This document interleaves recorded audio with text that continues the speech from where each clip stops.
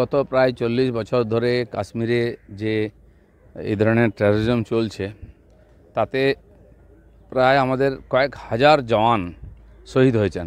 Army, CRPF, BSF. তো এটা বন্ধ হয়ে গেছে। দুর্ভাগ্য, আরেকজন জওয়ানকে আমরা হারালাম। তার পরিবারের প্রতি আমাদের সমবেদনা, তার আত্মার শান্তি এই প্রার্থনা করি। পাক অধিকৃত কাশ্মীরে বসে ফেব্রুয়ারিতে পহেলগাঁওয়ে হিন্দু কিলিংয়ের ছক। মাস্টারমাইন্ড লস্করের ডেপুটি চিফ সইফুল্লাহ অপারেশনের 5 জঙ্গি ছিল। দেখুন, যেগুলো সরকার ইনফরমেশন জোগাড় করছে, কে এসছে, কোথা থেকে এসছে, কে শেল্টার দিয়েছে, ইনফরমেশন কে দিয়েছে, এগুলো তো সরকার জানবে, জানছেও হয়তো, এবং তার নিশ্চয়ই অ্যাকশন হবে। আমরা সেটাই আশা করছি খুব তাড়াতাড়ি। পুরো দেশ তথা দুনিয়া এই মানবতা বিরোধী কাজের জন্য নিন্দা করছে। সবাই চাইছে এর বিচার হোক ঠিকঠাক, আর যাতে টেররিজম না ছড়ায়, কারো প্রাণ যাতে না যায়। এবং নরেন্দ্র মোদী এবং তার সরকার নিঃসন্দেহে এর যোগ্য জবাব দেবে এবং তার পেছনে যারা আছে তদূর পর্যন্ত পৌঁছবে। 3 দিন পার হয়েছে, এখনো পাক রেঞ্জার্সের হাতে আটক বিএসএফের জওয়ান। ফেরাতেও পাকিস্তানের সঙ্গে ফ্ল্যাগ মিটিং ভারতের। এর আগেও হয়েছে।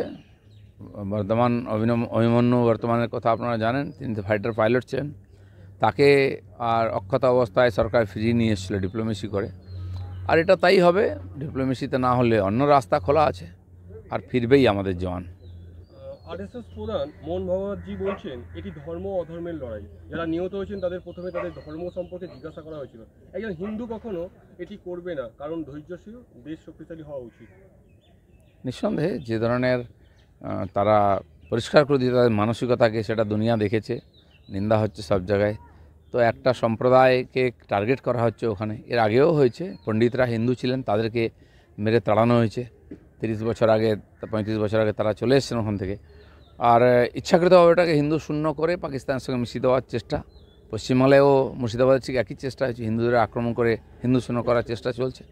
তো দিন পাল্টে গেছে। হিন্দু সমাজও আজকে অনেক বেশি সচেতন, সংগঠিত, এবং কেন্দ্র সরকারও এই ব্যাপারে অনেক serious. Group C, group D যোগ্য কর্মীরা কালকে শিক্ষামন্ত্রীর সঙ্গে 1 ঘন্টা মিটিং, তার কোনো আশ্বাস পেল না আন্দোলনকারীদের? না, উনি আশ্বাসও দিতে পারবেন না, উনি সমাধানও করতে পারবেন। ওনার হাতে কিছু নাই। তো সমস্যা তো ওনারা তৈরি করেছেন, সমাধান কোর্ট দিয়েছেন, কিন্তু যে সমাধান কোর্ট দিয়েছেন তাতে সমস্যার সমাধান হয়নি। কেন আদালতের কাছেই যেতে হবে। যারা লড়েছিলেন তার সঙ্গে সরকারকে গিয়েও বলতে হবে। তারা মুখে বলছেন আমরা আন্তরিক চাকরি পাওয়ার ব্যাপারে, কিন্তু যারা যোগ্য তাদের সেই ডকুমেন্ট কোর্টে দেওয়া উচিত, যাতে কোর্ট যোগ্যদের প্রতি ন্যায় বিচার করতে পারে। आरएसएस प्रमुख मोहन भागवत ने कहा ये धर्म और अधर्म के बीच की लड़ाई है। जो मारा गया उनसे पहले उनका धर्म पूछा गया। हिंदू ऐसा कभी नहीं करेगा, क्योंकि वो नौजवान है, देश मजबूत होना चाहिए। देखिए, हिंदू समाज को बदनाम करने के लिए बहुत प्रयास हुआ है। हिंदू टेररिज्म बहुत कुछ चला है, लेकिन हिंदू समाज अपने संस्कृति, धर्म, मानव धर्म के ऊपर आस्थाशील है। कहीं हिंदू टेररिस्ट नहीं होता है, हिंदू आतंकवादी नहीं होता है। मौलवादी शब्द, फंडामेंटलिज्म शब्द लाया है, हिंदू में वो नहीं है। हिंदू उदारता का, मानवता का, सबके साथ सबका विकास, या तो जियो और जीने दो, इसी विचारधारा से चलने वाला है। तो इसलिए हमको बहुत भुगतना भी पड़ा है, लेकिन इसका भी परिवर्तन दुनिया में हो रहा है। जो हिंसाश्रयी विचारधारा दुनिया में अभी भी माने क्रियाशील है, उसको अब दुनिया जान गया, उसको सब मिलकर शांत करेंगे कि दुनिया में शांति आए। और भारत का भूमि यही है, धर्म और धर्म का लड़ाई हमेशा चला है और धर्म का जीत हुआ है।